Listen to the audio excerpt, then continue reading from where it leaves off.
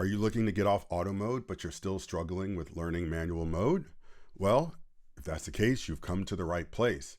Now, the only thing is, I'm not going to teach you photography. That guy is. So that's me a few years back.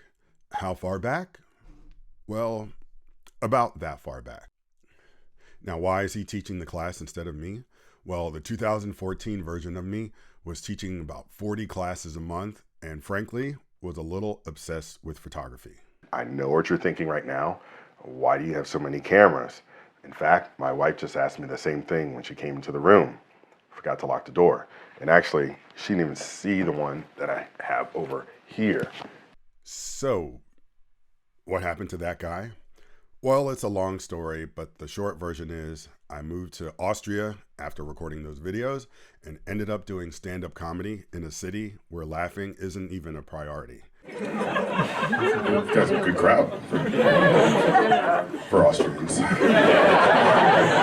I started producing shows with comedians from all over the world, but mainly the UK. The shows became so popular, I even had one person ask me for an autograph once.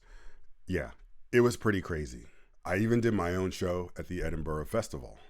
So, back to modern day. When I recently decided to re-record my classes, I realized I had to watch my old videos to remember how to put things as succinctly as I did back when I was doing tons of classes. And that's when I realized that that's the guy you want teaching you photography, not the version of me that's been off in Europe for 8 years doing stand-up comedy. Now, it's not as funny as me, but hey, you're here to learn photography anyway. So go grab your camera, make sure your battery's charged and you have your memory card, and I'm going to hand you over to the 2014 version of Okello, who's going to do all the heavy lifting for me. And while he's doing that, I think I'm going to relax a little bit and maybe even have myself a beer.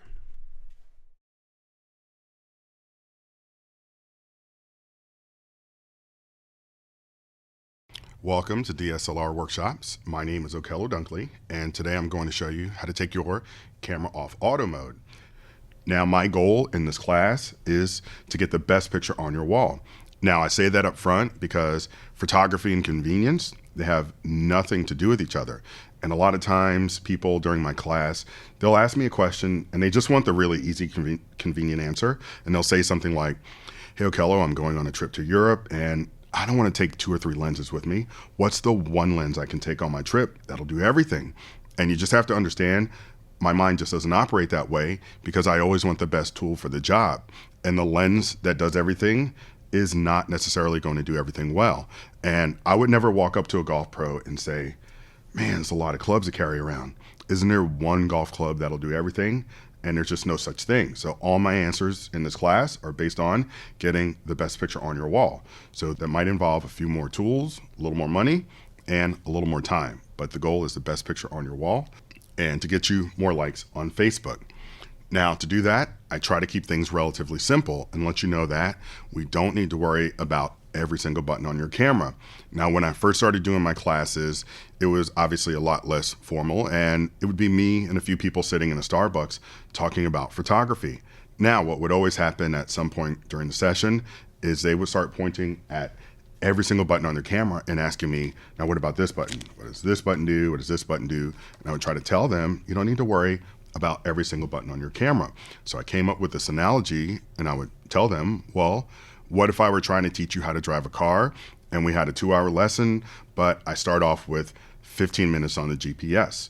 So I'm showing you how to save your home location, how you'd find all the Starbucks around you, and then we move on to 15 minutes on the satellite radio. I'm showing you how to sort the stations by genre. By the time we get to how you save your presets, you're going to be looking at your watch thinking, are we going to get to driving the car? I mean, which one's a gas? Which one's a brake? How do I get this thing in first gear? I mean, that's what you really need to know to drive a car. So this is how I've structured the class to teach you those same basics of photography, because you should all realize photography hasn't changed that much in the last 30 years. So growing up as a kid, all I ever had to worry about were 3 things: your ISO, your aperture, and your shutter speed. Your ISO was your film speed. You'd buy 100, 400 film, dial it in over there. You change your aperture on your lens and your shutter speed right there. But look at your camera nowadays and you are going to realize There's a lot more stuff back there. But the bottom line is we need to cut through all of this stuff for right now, and we only need to worry about those same three things: your ISO, your aperture, and your shutter speed, because that is how we get light to your sensor. And photography is all about getting light to your sensor. So if you can master those three things, you will master photography. Now, I will give you a warning before the class, and the warning I give everyone is photography is not easy, but I don't think it's hard, and it just takes a little bit of practice. Now, none of you would ever walk into a music school and expect to walk out playing a brand new instrument after 3 hours. And you never walk into a language school and expect to walk out speaking a brand new language after 3 hours. Photography is no different. Obviously, it's a lot easier than both of those, but it is not necessarily intuitive. So when you finish watching this video, you might look at your camera and say, wait, I think he said higher ISO is faster shutter speed, and you are going to have to process this stuff. That's when it'll start to make more sense. And I cannot teach anyone photography in 3 hours, or even in 3 months for that matter, if they are not going to pick up their camera and practice, because that is the part that will keep you from freaking out when you walk into your friend's wedding and it's dark in there. Or kids are running around the house, you're trying to figure out the shutter speed to freeze them. This is not when it's all going to come back to you. You need to practice when there's nobody around, no pressure on you. But I can guarantee you one thing will happen when you do that. This stuff will become so boring and predictable because your camera is going to do the same exact thing every single time, unless it's broken. It'll just take you a little bit of time to get over that hump before these things start making total sense. And anytime someone says to me, well, you know, ISO's just not quite sinking in, I say, you know what? If you were to sit in front of the TV and for an hour while you're watching some TV show, just sit there and go up and down and up and down and up and down and up and down on your ISO. I mean, seriously, how boring would it get? Trust me, it would get really boring. And that way, when you walk into your friend's house and it looks like your living room did, you won't even have to think about where you'll put your ISO. So you will have to go through that process before this stuff starts making total sense. Now, I do realize when I say that, it makes it sound like I'm going to make your life difficult, and just a little more difficult, but this is one way I'll try to make your life a little bit easier. I'll let you know that when it comes to taking pictures, those are the only two modes you will ever need: manual mode and aperture priority. Now, if you have a Canon, that's M and AV mode, manual mode and aperture priority. Now, the reason I can put it this simply is in photography, there are only two lighting situations you will ever face. Either you have enough light or you don't have enough light. So let's say you walked outside at high noon. It's really bright out there. You don't have to worry about light. You can shoot an aperture priority, which is the A or AV mode. And if you set your aperture and your ISO, your shutter speed would be fast enough. And that is what happens at your friend's barbecue on Saturday afternoon. Out in the backyard, you don't have to worry about blurry shots. Now, on the other hand, you walk into a dark room, your friend's wedding at night, your house in the evening, you are going to struggle with your shutter speed. If you're in aperture priority, you're going to get blurry shot after blurry shot after blurry shot. And that is when we shoot in manual mode, because in manual mode, we have total control of our shutter speed and we don't have to worry about blurry shots. Now, if that didn't make sense, don't worry. We'll get back to that a little bit later. But what we need to start off with is your aperture, your ISO, and your shutter speed. Those three ways we get light to your sensor. Now, the first one is your aperture. Now, your aperture controls the flow of light to your sensor, and your aperture is found in your lens. So this is a representation of the aperture that is found in all of your lenses, and I'm going to show you the actual aperture of this lens right here. So I'm going to hold this up and wave this around. So this is the actual aperture of this lens. Now, do not do this with your lens. So your camera will be moving this internally in just a second, but I want you to think about light flowing to your sensor the same way you would think about water filling up a bucket. If we were trying to fill up a bucket with water, I could turn the faucet on full blast like this, and you might fill up that bucket in 15 seconds. So relatively quickly. On the other hand, if we were to turn that water down really low and now it's just kind of dripping into that bucket, it might take you 3 hours to fill up that bucket with water. This is the same exact way your aperture controls the flow of light to your sensor. Now, it is in your lens, but we will control it from within your camera. So go ahead and turn on your camera, and we'll be in aperture priority for this section. We'll be in aperture priority until we get to manual mode at the end of class. So everyone go into aperture priority, and let me show you how to change your aperture on your camera. To change your aperture on the Canon Rebels, what you'll do is make sure you have your AV to the line. So put it on AV. Sometimes people will have it on the other end, but make sure your AV is right on the line. Then you can use your top dial, and I want you to go to the highest number that you can achieve.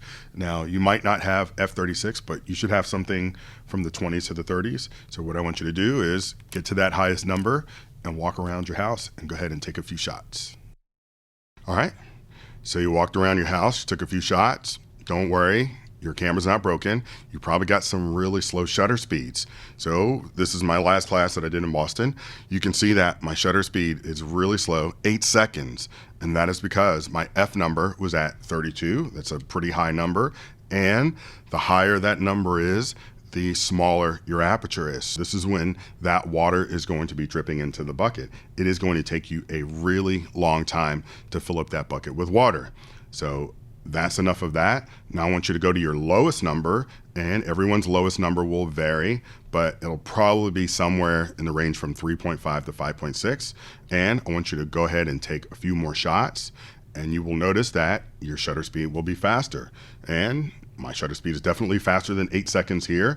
My F number is 3.5, so that's a lower number. We're letting in more light. And in aperture priority, the A or AV mode, when we change our aperture, we are changing our shutter speed. You saw it was slower, and now it's faster. So we can change our shutter speed when we change the aperture. But another thing you're actually changing when you change your aperture is your depth of field. So when you see that picture where your background is blurred and you're only focusing on a certain part of your picture, this is done with your aperture, and it is done with a wider aperture, which is a lower number. So during the class, what I do is I take a fast lens and I do 3 examples, and I vary my aperture, and I show people how your depth of field changes as you change your aperture. So what I use for that is a 1.4 lens, and I'll get into different types of lenses in just a second, but I want you to see the 3 shots I take during class, and I want you to see how my depth of field changes as I change my F number. So the first shot is at f22. So this is a high number. I'm gonna get a slower shutter speed, and I want you to notice how much we have in focus in this picture. And again, this is at f22. I mean, you can make out what's going on in the room. You can even make out faces, but watch what happens when I open the aperture a little bit. I'm going to go to 5.6. Now you can see that we have less in focus. We can't really make out faces in the back of the class. And also my watch is a little more blurred from the first shot at f22. And now let's go ahead and open up the aperture to 1.4. Now we don't even know what's going on in that back room in the background. And look at how blurred my watch is. And this is just by changing my aperture, by changing my F number. So this is what's going on when you change your aperture. We have a plane that slices through your image. Now this plane of focus, it slices through your entire image. It's like a pane of glass that is cutting through your image. And how wide or how narrow this plane is that is slicing through your image, it will depend on your aperture, your F number. So the lower that number is, the more narrow the plane that slices through your image, as you see here. But watch, if we were to make that F number higher, we are going to have a bigger slice in focus cutting through that image. And let me show you one more real life example. So here we have a relatively high number. I'm at f16. We have a lot in focus, but watch, as I make this number lower and lower, we are going to make the aperture wider and wider, and we are going to get less and less in focus. So let me keep making this aperture wider and wider until we get to 1.4.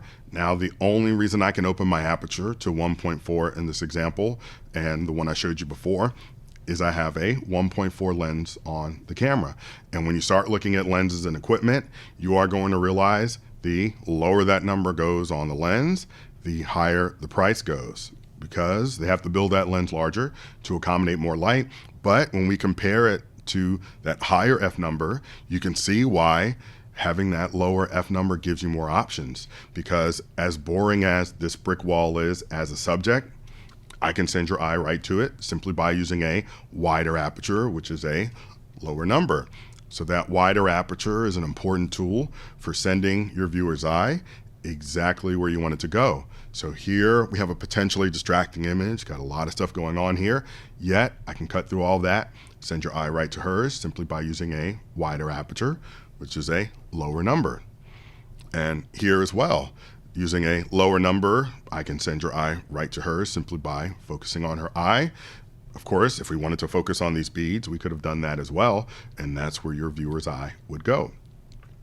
Now, on the other hand, if we want a lot in focus, now we're going to skew higher with that number. You can see here we're at f16. We're getting a lot in the foreground and the background in focus.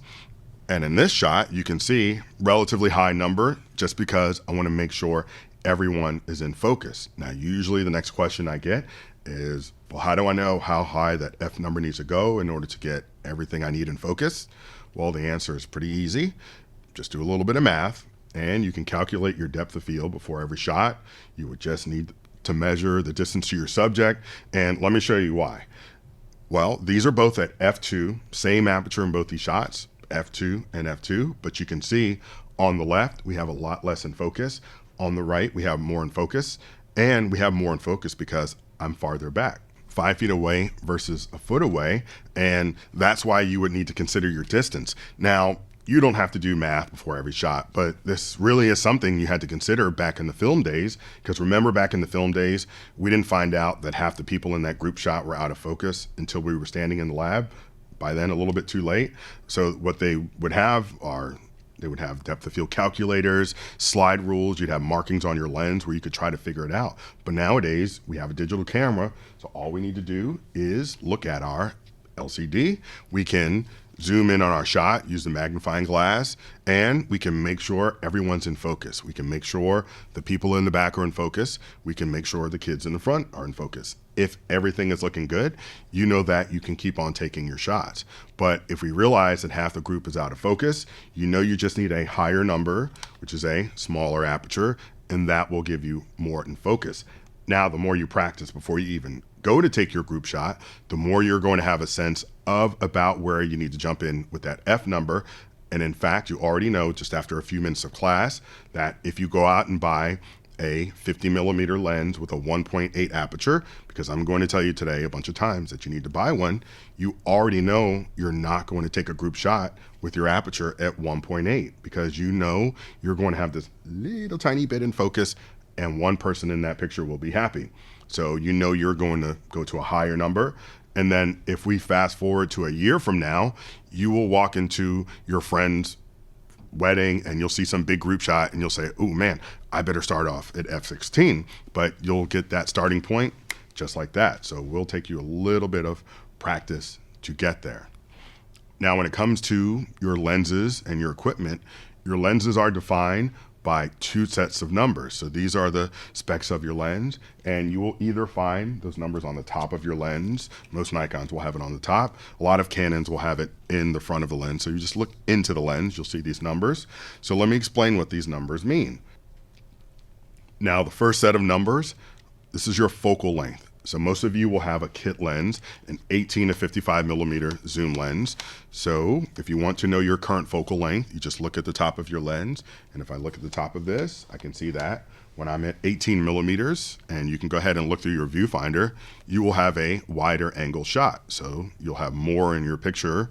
Whereas if you go to a higher number, if I zoom to 55 millimeters, you'll notice that you're getting closer to your subject. So the higher that number is, your focal length, the closer you are getting to your subject, but a lower number will be a wider angle shot. And then we also have longer lenses. So the higher that number is, the closer you are going to get to your subject. So this is a 55 to 250. Notice it's a bigger lens. And this is a lens that can get you into the middle of your kid's soccer field. So let me show you a couple of examples. This is a relatively wide angle lens. So we're at 23 millimeters. And you can see we have a pretty wide shot, a lot of stuff in here. But I'm going to switch lenses. I'll go to a longer lens. a 300 millimeter focal length, one that zooms pretty far. And now we are much closer to our subject. So 300 millimeters, and you can see how much closer we are. If you look at this little rock formation right here, it is the same one we have in this shot, just using a longer lens, just zooming in a little bit more.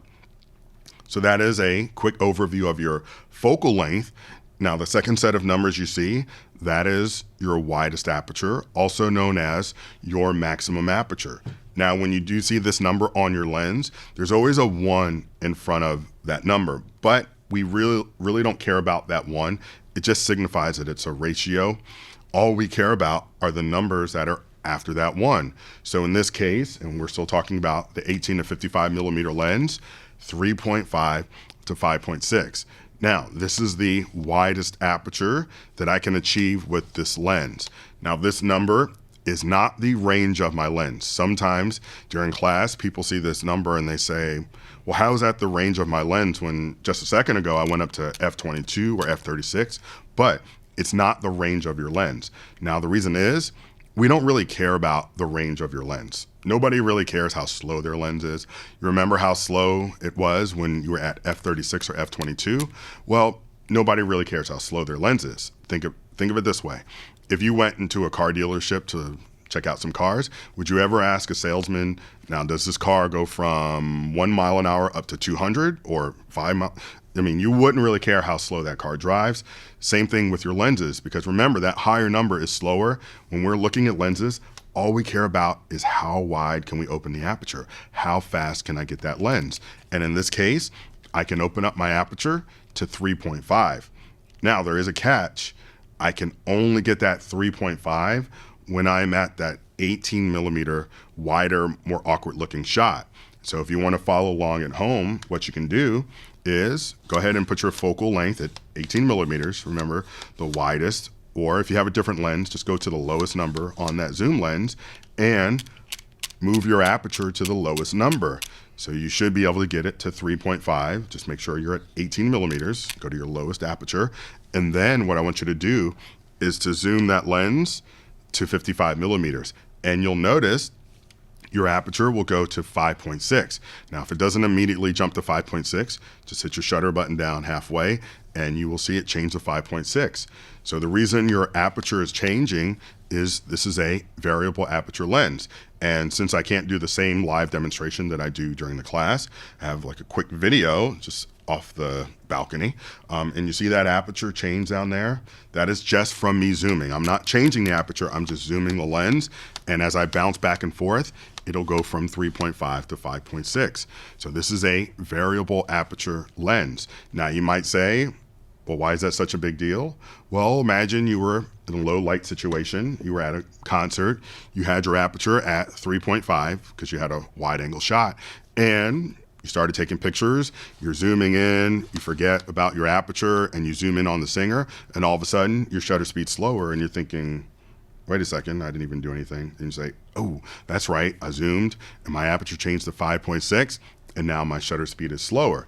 So you can miss shots when you're using variable aperture lenses at the widest apertures. Now, if you had your aperture at, let's say, 5.6, well, it won't change because it doesn't need to. Anytime you're over 5.6, let's say at f7.1 or f8, the aperture doesn't have to change. But when you get to the lower numbers or the higher numbers, you will see that aperture bounce a little back and forth. Now, I don't use variable aperture lenses for that reason, because trust me, I would miss tons of shots if when I zoomed, my aperture changed, because I'm usually in low light situations. And the only time I actually use a variable aperture lens is during my classes when I show people why I don't use variable aperture lenses. So the kind of lenses that I use and the kind of lenses that I steer people towards as they start looking at more equipment are constant aperture or fixed aperture zoom lenses. So this lens right here, and I can actually just grab a different camera. This is a 17 to 50 2.8 lens. Now notice there is no range here. It doesn't say 2.8 to f4, it just says 2.8. So that means that I can get my aperture to 2.8 at any moment. Now, it doesn't mean we're stuck at 2.8, because just like every car can drive slow, every lens can go slow. So this lens can go up to f32. But again, if we're looking at the specs of a lens to buy, we only care about how fast that lens is. And I can open this up to 2.8. And when I zoom from 17 to 50, I can maintain that 2.8 aperture. And I could also maintain that f8 aperture. Wherever your aperture is, it is going to stay right there. So I'll show you that quick video. And if you just look at the bottom, you see that 2.8 stays right where we leave it. So we're zooming back and forth, and I don't have to worry about that aperture changing. Now, obviously, this is going to be a little more expensive. Constant aperture or fixed aperture lenses, usually they'll start, in the 300s. Of course, it depends on how, the quality of the lens, but you can easily spend a couple $1,000s on a constant aperture zoom lens.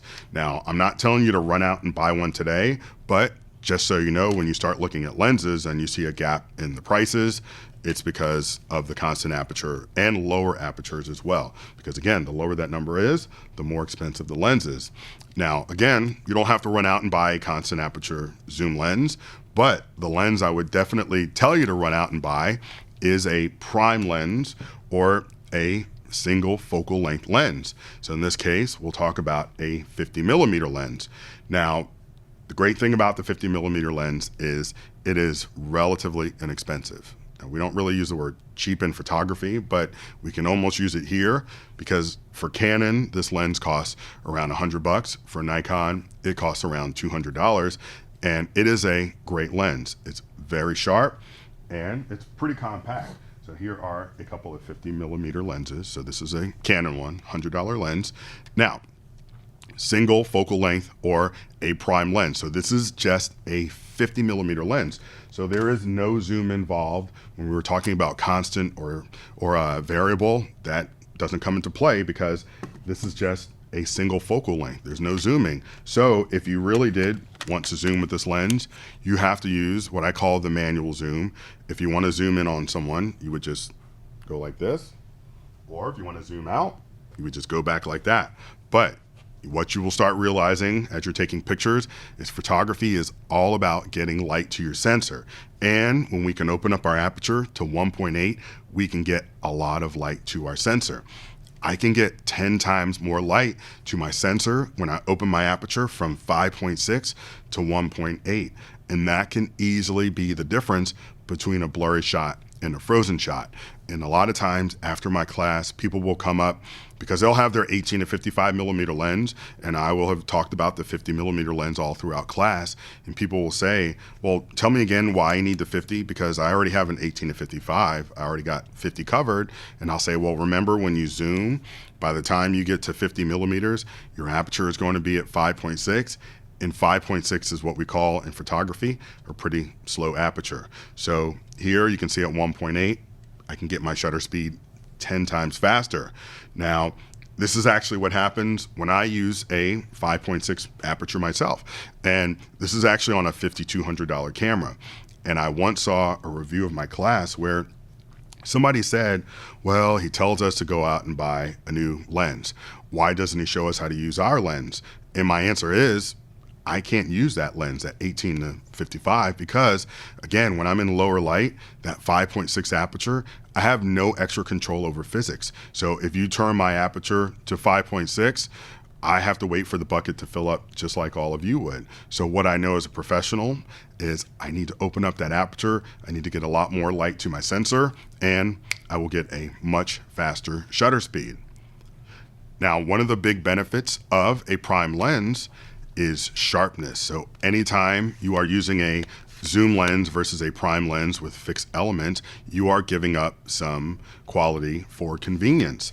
Now, I'm not saying it's bad to make that decision. I use zoom lenses as well, but again, when you're using a zoom lens, you will be giving up some quality.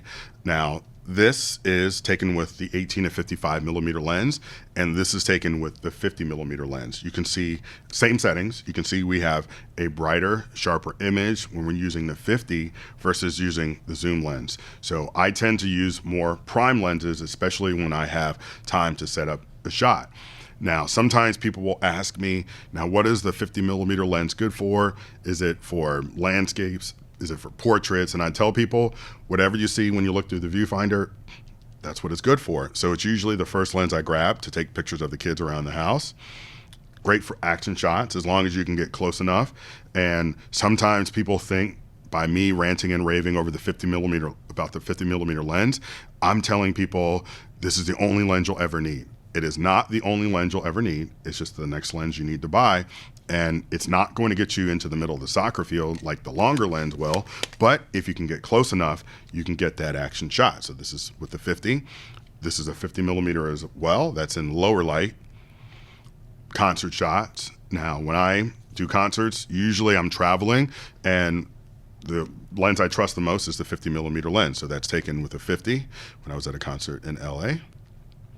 And when I travel, the 50 millimeter lens is usually the only lens I'll grab if I don't want to take a lot of stuff with me. So this is taken with a 50, and that is as well.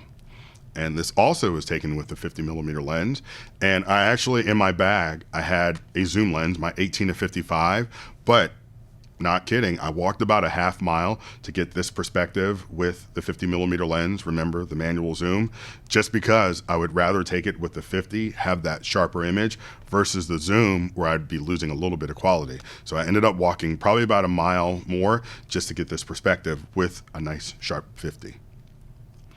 And this is an 85 millimeter lens. Now remember, the higher that number is, the closer you are getting to your subject. And when I'm traveling, a lot of times I don't want to carry this massive zoom lens with me, one that goes to really high numbers. So sometimes what I'll do is I'll just bring an 85 millimeter prime lens, knowing that if I do want to zoom in later, I can just crop this picture and I will retain a lot of sharpness because it is a prime lens. And when I zoom to actual size of this picture, you can see how much detail we retain. I can even still see the fingerprint on his hand. And this is with a prime lens, just cropping the picture. Now, I wouldn't necessarily crop this much, but I'm just letting you know that there's information there. If you wanted to zoom in that much, you could later on. And anytime I have time to actually set up for a shot, it's usually going to be with a prime lens. So this is a prime lens, 85 millimeter from a rooftop in Arlington, Virginia. And it's just a really nice sharp image. I'm always going to opt for a prime lens when I have time to set up. And it's not always just because of the wider aperture, it's because of the sharper image.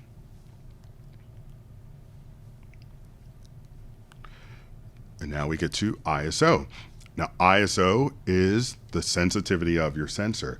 Now, it used to be film sensitivity, and some of you might not even remember film, but I used to shoot weddings on film, and when I used to shoot weddings using film, I used to shoot with 3 cameras because I had to have a high ISO film camera.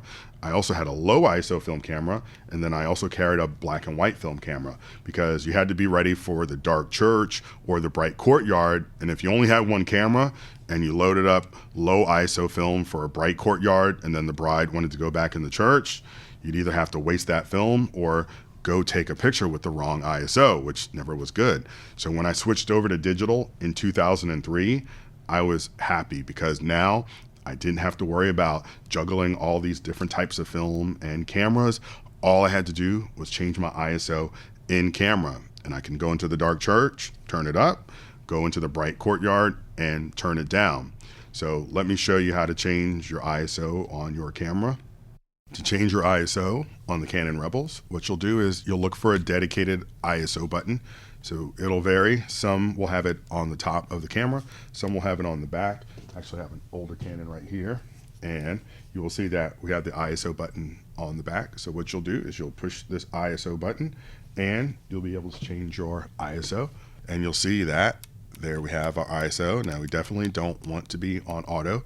So go ahead and for this section, what I'll have you do is walk around your house. I want you to take pictures at your lowest ISO and then alternate between your lowest and your highest. So take back-to-back shots, start at 100. Now everyone's highest ISO will vary. So what you'll do is select your lowest and then your highest, whatever that is. Now, one little Canon quirk is some cameras actually have higher ISOs that aren't enabled quite yet. So to do that, because this camera actually goes up to 12,800, but what you'll have to do is enable that. So if you go into your menus, there's actually a custom menu. So if I push my menu button, and you can navigate through to your custom menu, And let's see if I can do this backwards, but if I hit OK for custom function, if you rotate through these different custom functions, you're looking for ISO expansion. And then if you hit OK or set, navigate to on. And now when you go to your ISO, so let's get out of this menu, we go back to our ISO. And now when I click my ISO button, you can see that I have the H enabled, and H is just doubling from the last ISO. So this camera actually goes up to 12,800. Not every camera has that, but you might want to check your custom menu and see if you have that higher ISO that you can enable. So go around your house, take some shots at your lowest ISO and then your highest ISO, and then come on back and we'll talk about those results. So you walked around your house, you took some pictures at your lowest ISO and your highest ISO. So you probably see a difference in some of those shots. So I'll show you my shots. This is from my last class. 100 ISO is my 100 ISO shot, and this is my high ISO shot. So you see the difference there. I'm sure you can tell. One has a slower shutter speed and one has a much faster shutter speed. So when we're in aperture priority, you can change your shutter speed by changing your ISO. Lower ISO, slower shutter speed, and higher ISO will give you a faster shutter speed. So we can make our shutter speed faster just by raising our ISO. Now, what you have to realize is nothing in photography is ever free. So here, this faster shutter speed is costing me, but it is costing me in image quality. So let me actually zoom into this picture, and I want you to see all the noise we have when I'm at my higher ISO. So you see all the noise, used to be called grain, at the higher ISO shot. Let's look at the 100 ISO shot, and you can see we don't have that noise. We have a lot less noise. So that is essentially the price you are paying in order to get that faster shutter speed. Now you might look at this shot and go, oh man, that looks horrible. I'll be shooting at 100 ISO. Well, I mean, you can say that all you want, but when you're in lower light, you're going to struggle with your shutter speed when you're at lower ISOs. Now, if you're outside at high noon, sure, you can use 100 ISO, but in lower light, we are going to need that higher ISO. Now, maybe we won't go crazy and go all the way up to the highest that our camera has, but we need to find that point where we have our ISO high enough to get our shot without maybe going too crazy with all that noise. So how do we set our ISO? Well, the biggest factor is how much light do you have? So if we were to walk outside and we're going like this because it's just so bright out, well, we can turn our ISO down to a low number.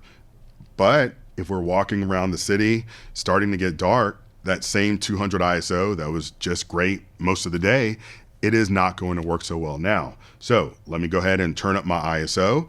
And just like you were changing your ISO, I'm in aperture priority. And as I raise my ISO, my shutter speed will get faster and faster.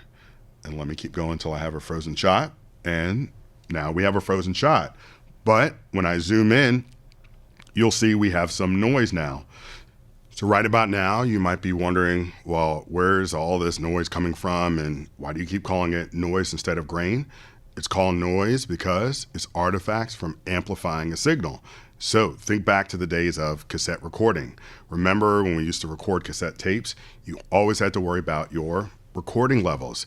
And you had that little meter, that green meter, you wanted it touching the red a little bit. And if your recording levels were good, touching the red, you would listen later and everything would sound great. But remember what would happen if your recording levels were too low? When you play back the music, you could barely hear anything. So what would you do? Just jack the volume up nice and loud. And sure, now you can hear the music better, but you get all that hissing and noise in the background. Well, that is what happened when you amplified a weaker signal. And this is what happens in photography. When you amplify a weaker signal, you are going to get noise. Now, even if you look back to that picture we took in class, if your camera had things its way, it would have us go get a tripod, keep it nice and steady, and also tell everyone back there, do not move for 1.3 seconds, because then the camera could soak in that nice robust signal. And if everyone's not moving, we get a nice perfect shot. But essentially, we're telling the camera, sorry camera, we don't have 1.3 seconds. Instead, you have this really short amount of time, 3/20th of a second, and it's going to capture that much less light. And then we're telling our camera, all right, now jack that signal up and make it look as good as the first shot. So of course we're getting noise because we're taking this really minuscule signal and jacking up the volume, and that's where the hissing and the noise comes from.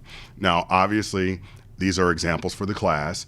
If I don't have to go to the highest ISO my camera has, in this case 12,800, I would want to try to avoid the highest ISO. So here's another reason you need that lens with the wider aperture, because when I can open up my aperture instead of just jacking up the ISO, now I can bring down my ISO and I can capture this picture with a lot less noise.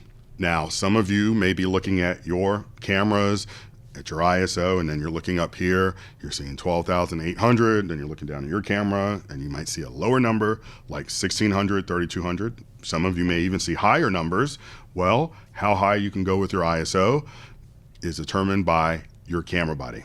That is it. It's strictly determined by your camera body. Your ISO is 100% dependent on your camera body, and your aperture is dependent on your lens.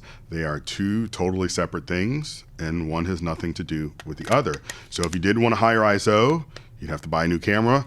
If you wanted a wider aperture, you'd have to buy a new lens. But your camera definitely does make a difference. The newer and/or more expensive your camera is, the higher you can turn your ISO, and the less noise you'll have at those higher ISOs. So here we have a side-by-side. This is the first DSLR that I ever owned, a Nikon D100 from 2003, and this is a more recent camera that I own from 2010, and you can see at even a higher ISO, this 2010 camera blows away that older camera. Now, it shouldn't be a big surprise. Imagine if we sat a 2010 computer versus a 2003 computer. Obviously, the newer computer would blow away the older one, and it'd probably be a cheaper computer too. This is exactly the way camera technology works. So if you do have a camera with a really low max ISO, like 1600, it might be time to upgrade, because the camera definitely does make a difference. And sometimes people will ask me, would you rather have a camera with a higher ISO or a lens with a wider aperture? And I always answer that question, yes. So how do we determine where we're putting our ISO? Again, the biggest factor is how much light do you have. So if we walk outside, if it's kind of bright, we know we can turn the ISO down. However, if we're in a dark setting, we know we can turn that ISO up. But once we get our ISO in the neighborhood, then we need to consider our movement. So if we see something like this, you know we need to turn up that ISO in order to get that shutter speed faster. So here, we turned up the ISO, got a much faster shutter speed. And also here, 400 ISO indoors for some action, way too slow. So let me go ahead and turn up the ISO, and you will see that now we have a much faster shutter speed. Now, the bottom line of ISO is all of you need to do your own tests, because all of you have different cameras and all of you have different tastes. So half of you might look at the shot right here and think, I don't think it looks that bad. And the rest of you might look at this shot and say, oh my gosh, if I had that camera, I would never go up that high with my ISO. So what you need to do is, with your own camera, start from your lowest ISO, keep going higher, higher, higher, higher, higher, until you get to your highest ISO. And somewhere between that lowest ISO and that highest ISO, you are going to go from, it looks okay, to yikes, that one is really noisy. And I want you to figure out what that really noisy point is for you before you go to your friend's wedding. I don't want you to get home and say, ooh, wow, I didn't know 3200 would look like that. So do your own tests with your own camera, find out what you're comfortable with. And you can zoom in just to get an idea of how much noise you'll have. And of course, it's going to depend on what kind of camera you have. Now, when you do raise your ISO, you will add noise to your picture. It's just what happens. You will also lose a little color saturation, but the bottom line of ISO is do not stress out over ISO and noise so much that you miss out on your shot. Because if we look at these two shots, the picture on the left, that is the picture with less noise. But the goal is not less noise, the goal is to actually get the picture. So make sure your ISO is high enough to get your shot. And that's of course assuming we want to freeze your shot. So now we get to shutter speed. Now your shutter speed is the length of time your shutter is open, how long your sensor is exposed to light. And as you can see, it has a pretty big effect on your final image. Now I think the easiest way to get the conversation started about shutter speed is for everyone to find your shutter speed, and we're going to talk about how you change it after that. So let me show you where to find your shutter speed on your camera. To find your shutter speed on the Canon Rebel, we're going to find it first and then we're going to change it. What you'll do is hit your shutter button down halfway. Now when you do that, you'll see a number start to fluctuate. So this is your shutter speed. And while we're in aperture priority, your camera will control your shutter speed, and it will base your shutter speed on your ISO, your aperture, and how much light you have. So if I aim this camera at this bright light, my shutter speed will get really fast. If I cover it up with my hand, it will get slower. Now you will see your shutter speed in one of three ways. Some of you will see your shutter speed with a 1 over it. Sometimes you'll see your shutter speed without a 1 over it, like if I look through my viewfinder, and sometimes you'll see your shutter speed with a quotation mark. So let me show you those three ways. So right now, my shutter speed is 1/30th of a second. Again, it's fluctuating because we're in aperture priority. I'm moving the camera around a little bit. Now, if I look through my viewfinder, I actually see the number 13 right now, but you guys are seeing 1 over 13. Those numbers are interchangeable. When you look through your viewfinder, it shows you the number without a 1, but it's implied that there is a 1 over that number. Now, sometimes you will see quotation marks. So if I cover my lens up with my hand, my shutter speed will get slower. So see that, those quotation marks? That is how your camera expresses slower shutter speeds. So we have slower seconds with a quotation mark. We have faster fractions where we see 1 over the number, or like I said, sometimes without the 1, but it's still a fraction. So let me actually lower my ISO. And now we have a pretty slow shutter speed. We have 2 seconds, we have 1.6 seconds, 1.3 seconds, and then I take my hand off and we're back to faster fractions. So again, faster fractions, slower seconds with a quotation mark, and again, your camera is calculating your shutter speed based on your ISO, your aperture, and how much light we have. So as you'll see in just a second, we'll talk about it again.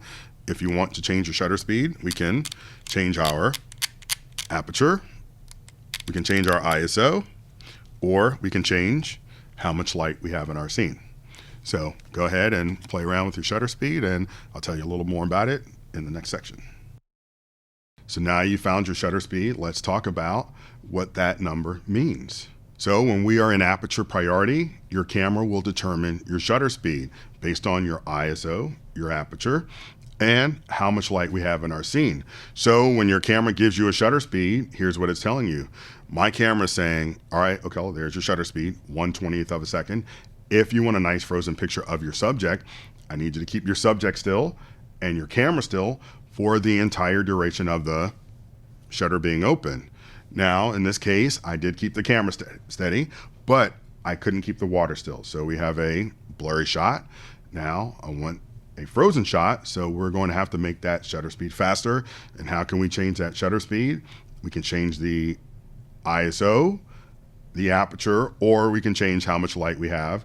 Obviously here I don't have control over that, so I'm just going to use my aperture and my ISO. So let me zoom in, and I'm going to start by making my F number lower, and remember that's going to make the aperture wider, and we're in aperture priority, so the camera will adjust the shutter speed. It will make it faster. So I'm just going to make that number lower, and you can see the bigger the number is on the bottom, the faster the shutter speed. So let me just keep making my aperture wider and wider. And now I'm going to switch over to my ISO, and I want to make my ISO higher, and we will get even faster. So now I'm 100% frozen, no ifs, ands, or buts. Now, as far as my camera is concerned, I kept the water still and I kept the camera still for the entire duration of the shutter being open. It just happens to be a really fast shutter speed. Now, one thing you guys will realize about photography, it is never just set it and forget it. I always have to pay attention to my settings, and my shutter speed is no exception. Now, getting back to a driving analogy, I've been driving since I was 16 years old, but I still have to look at my speedometer when I'm driving just to make sure I'm going the right speed for the situation. Now, I've actually been taking pictures longer than I've been driving, but I still have to look at my shutter speed to make sure it's going to work for my situation. Now, your next question may be, well, what's my situation? Well, the question I would have to ask is, do you want your water blurred or do you want your water frozen? That is going to determine where you're trying to get your shutter speed. I mean, do you want your kid blurred or frozen? That is going to determine where you're going to put your shutter speed. And sometimes people will ask me during the class if I can just lay out a whole bunch of shutter speeds for every different type of situation. And I really can't. And the reason is, half the time when I'm going to take pictures, I have no idea what shutter speed I'll be using. So when I got on this boat, I had no clue. I mean, I get on there and I try out different shutter speeds. I try a little slower, a little faster, and then I look and say, ooh, you know what? I think I like 80th of a second. Let's go with that. So half the time, I don't know what I want to do. So it would be hard for me to convey that to you. And if someone asks me, hey, I'm going to a concert, what shutter speed should I use? I don't know if they're going to be photographing some guy, you know, standing still strumming a guitar or somebody jumping around. So those are two totally different shutter speeds. So here, faster shutter speed for a little more movement, and a few other shutter speeds. Here's a still shot, 200th of a second. Relatively fast shutter speed, but a little bit of blurring because the boat is moving pretty fast. And this is a relatively slow shutter speed. So you see we have the one with the quotation, that's 1 second, 1/1000. And you see we have some blurring with the bumper cars right there. And relatively slow shutter speed, slow enough to blur the movement of the train, but fast enough to freeze the background. So sometimes it is about relative movement. And again, it's hard for me to tell you what shutter speed to use because some of you might look at this and say, man, I would really want that train to be frozen, and then you would just use a faster shutter speed. And some people might want that streak to be a little longer. So that's how you're going to determine your shutter speed. And fast kid movement. And one of the things I hear all the time in my class is, but you don't understand. My kid's really fast. And I say, well, they're not faster than 1/640th of a second. So you will be able to freeze your kid if you get your shutter speed fast enough, and then you won't have to worry about them being blurred. And even faster. And sometimes when I have enough light, I want to get that shutter speed as fast as possible, as long as I'm not hurting my image. So here my ISO is 400, not a high ISO. So I will take that faster shutter speed. Now you might be looking at your camera in your house and thinking, man, I can only get my shutter speed to 1/80 or some lower number. Well, if you have more light, you can get that shutter speed faster. So if you go out at high noon, trust me, on any camera, you can get your shutter speed to 1/4000th of a second. Your shutter speed is not a factor of how expensive your camera is. Everyone can go to 1/4000th of a second. So to change your shutter speed, remember we are still in aperture priority. To change that shutter speed, you can change your aperture, your ISO, or the lighting in your scene. And again, you don't always have control over your lighting, but if you're in your house, you can open up some blinds, you can turn some lights on, you can get your shutter speed faster by adding some light. Now, when we get to manual mode later, we will be indirectly changing it by changing one of these three things. Now, your main goal when you're in aperture priority is to make sure your picture doesn't look like this. And if it does, you know you just need a faster shutter speed. And how can we get that shutter speed faster? We can raise the ISO, or we can open up the aperture, or maybe open up some blinds. But here, a little bit of ISO, a little bit of aperture. So now we're faster, but not quite there. So let me go ahead and raise my ISO, and now we're getting closer, but we're not quite consistent. So let me go ahead and open up my aperture to 1.8. And now you can see the faster we can get the shutter speed, the more consistently frozen we will be. So when it comes to picking the picture we like later, we can look for the smile or the expression we like instead of being limited between either this frozen shot over here and that frozen shot over there. Now remember, they do get older and they get faster. And now I have a much faster shutter speed. Why so fast? Well, she was running forward, I was running backwards, and we needed a fast shutter speed to keep everything nice and frozen. Now, it was easier to get there outdoors. I mean, this is outside with plenty of light. But again, if you're wondering why your shutter speed is not this fast in your house, you just need a little more light. Now, when you are hand holding your camera, you need to maintain a minimum shutter speed to account for your hand movement. And as you can see, when our shutter speed is too slow, we're going to have a blurred shot. But if we keep making our shutter speed faster and faster and faster and faster, eventually we will cross over from that blurry shot to a frozen shot. And the rule of thumb for figuring that out is to put a 1 over your focal length. And remember, your focal length is that millimeter number. So this lens is a 55 to 250.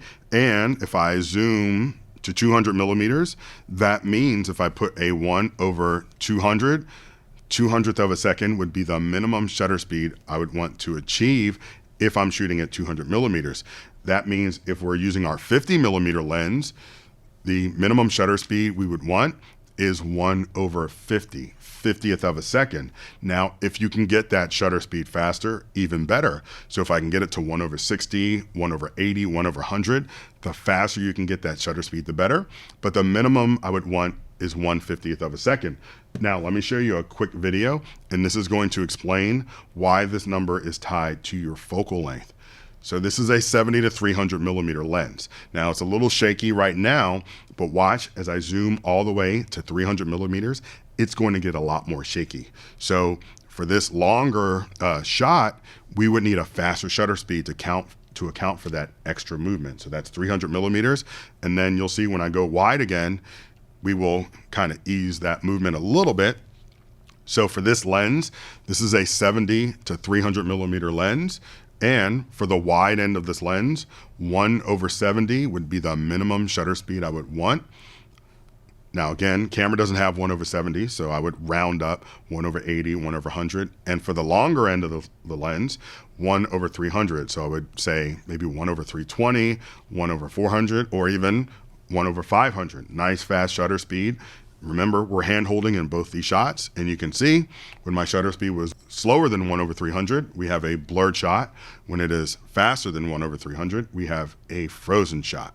And you can see this rule in action. This is an 18 millimeter focal length. So that means I would want my shutter speed at least 1 over 18, and I round up a little bit. I'll always take a faster shutter speed. So I'm at 1 over 40, which is twice as fast.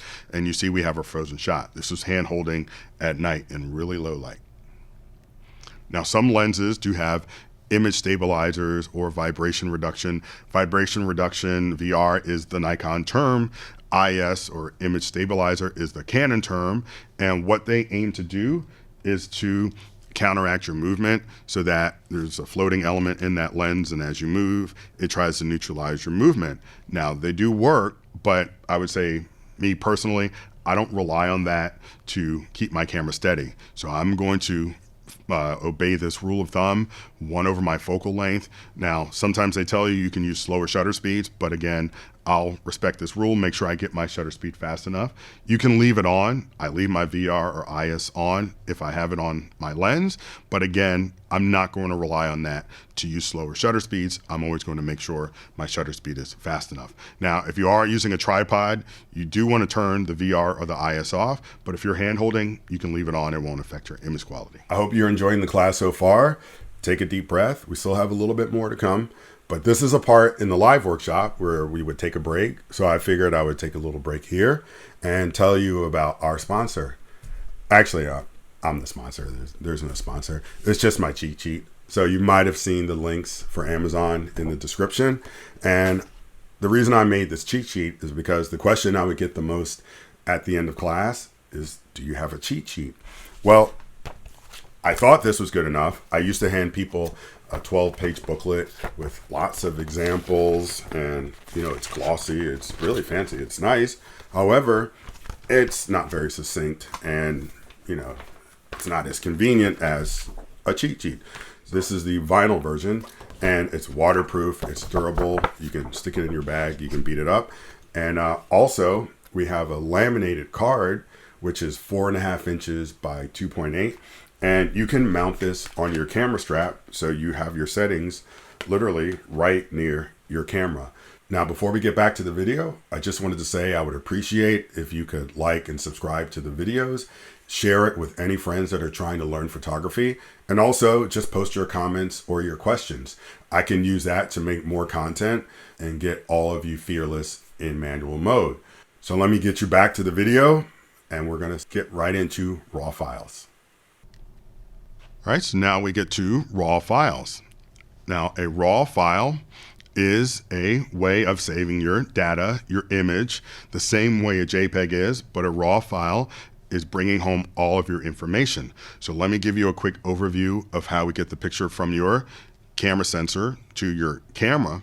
So when you take a picture, your shutter opens and your image sensor is exposed to light.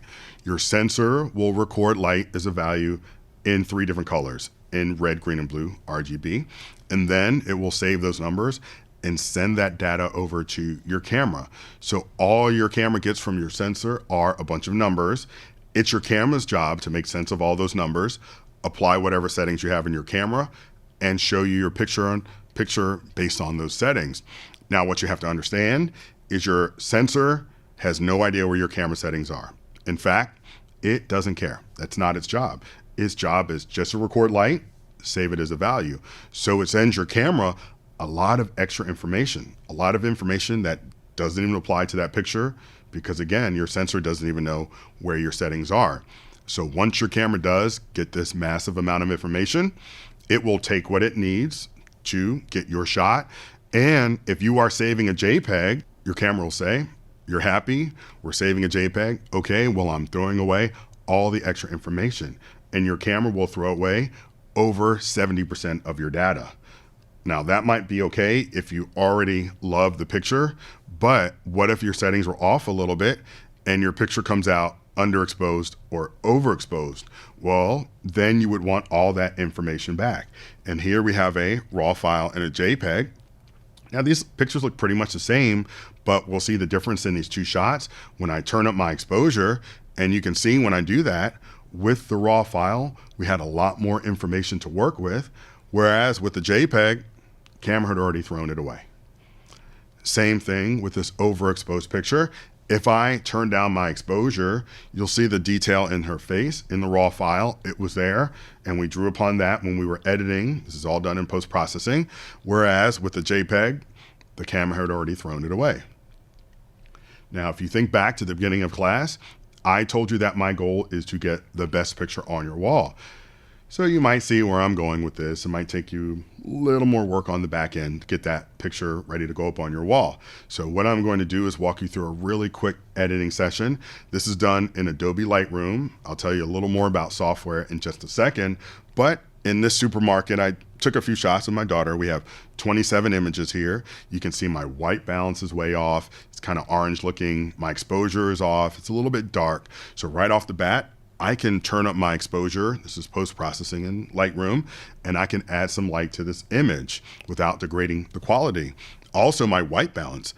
I can change my white balance as if I was back in that supermarket, and I can say, was that tungsten light? Or, you know what, maybe that was fluorescent light. And I have even finer tools to adjust my white balance with. I can use this white balance slider in Lightroom, or I can grab this white balance dropper, and if I hit a neutral target in the picture, like the white floor, I can white balance off that white floor. So any white balance done in camera, it would have been a waste of time because I would have tweaked it once I got home anyway. And already you can see how much we've changed this image simply by changing 2 settings. All I touched was my exposure and my white balance. So let's say I spent 5 or 10 minutes making edits to this picture. I wouldn't want to spend this much time on every single shot. So this is where you would want to program like Adobe Lightroom, because I can select all the images from this scene and I can go into my settings and sync whatever settings I want to the rest of the shots. I'm just going to hit check all to make it easy, but watch this bottom row. When I hit my sync button, you will see the rest of the shots take on the settings for the first shot. So editing raw files might be a little more work, but this is one aspect that will make your life a lot easier. So now maybe I'll go through and make a few individual tweaks on shots if I want to, but whenever I have 27 images that I'm happy with, then I'll be ready to export these and make JPEGs, because by then I'm okay throwing away that 70% of my data because I'm happy with my images. So there's certain parameters that we can set. We can choose a location where the new files will go. I can change the name of the files because we're making brand new JPEGs. So I can name it Elena Supermarket 1 through 27. I can change the resolution. I can add a watermark or a studio logo, whatever I want to do to the JPEGs. I'll do that here. And once I hit export, Lightroom is going to export 27 brand new JPEGs. They'll look just like the raw files I was editing. If I don't like those JPEGs for whatever reason, I can delete them all and I can start again. Or I might even export a separate set of black and white JPEGs.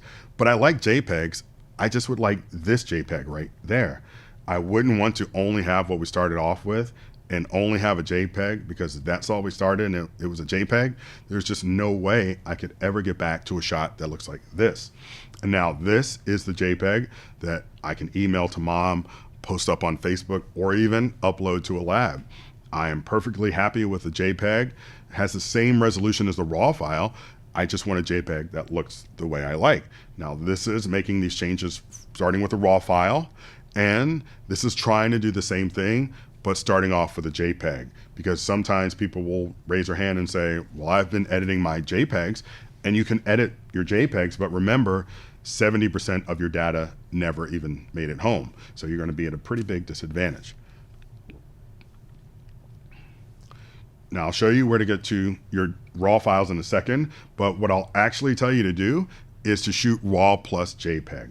Now when you shoot raw plus JPEG, that means for every picture you take, as you look through your pictures, there'll be one shot, but when you get to your computer and look at your images, you will see two files. So you will see a larger raw file and a smaller JPEG file. Now, the reason I tell people to shoot raw plus JPEG is there's been a lot so far in class and there's more to come. So I don't want to totally overwhelm you and say, hey, you better start shooting 100% raw files, stop shooting JPEGs, and then you go out, take a bunch of pictures. You might get to your computer and it might not even recognize those raw files. And then you're going to be looking around thinking, all right, what am I supposed to do with these things? So by shooting raw plus JPEG, you will have the JPEGs that you're already familiar with. So editing wise, you don't have to change a thing. If you've been using iPhoto or Picasa or Elements to edit your JPEGs, just keep doing that with your JPEGs. Now, let's say you get a little more comfortable a month or a couple months down the line, and you bring in some JPEGs that are dark. That's when I want you to say, ooh, you know what? Let me go grab these raw files and let me see what I can actually do with these things. So once you're ready to grab those raw files, then you can just use the software that comes with your camera. You can use the Nikon software, the Canon software, Sony, Pentax, Olympus, whatever software comes with your camera, use that for now. Why? Because I am sure it works with your raw files. If you're wondering where to find your camera software, it's probably still in your box.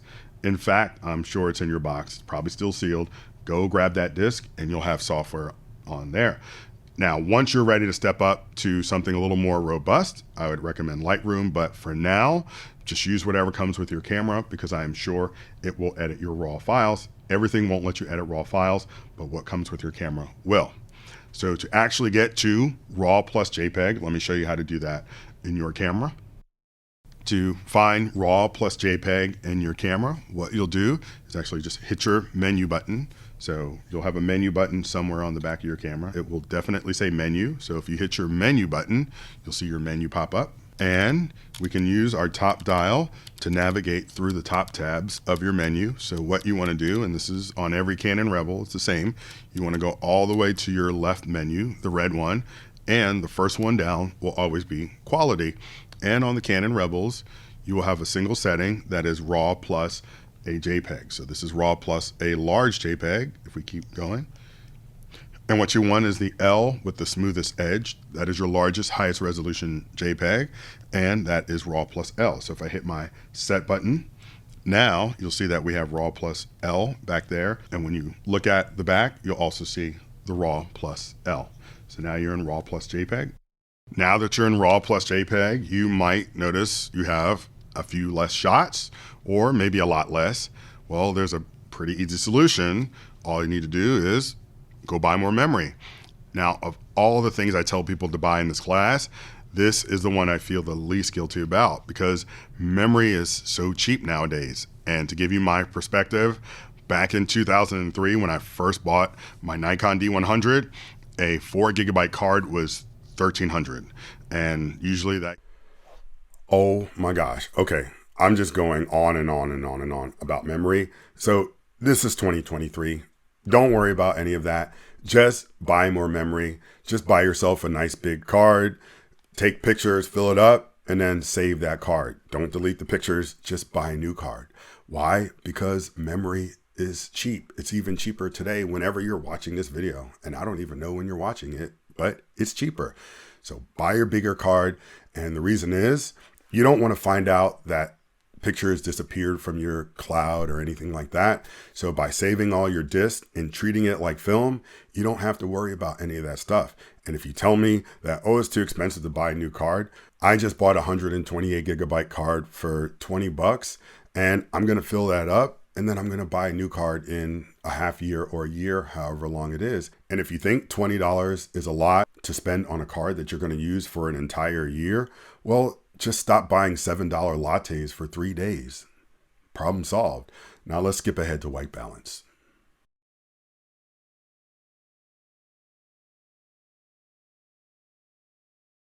White balance is accounting for any artificial lighting in your scene. So let's say you have tungsten lights or fluorescent lights in your house.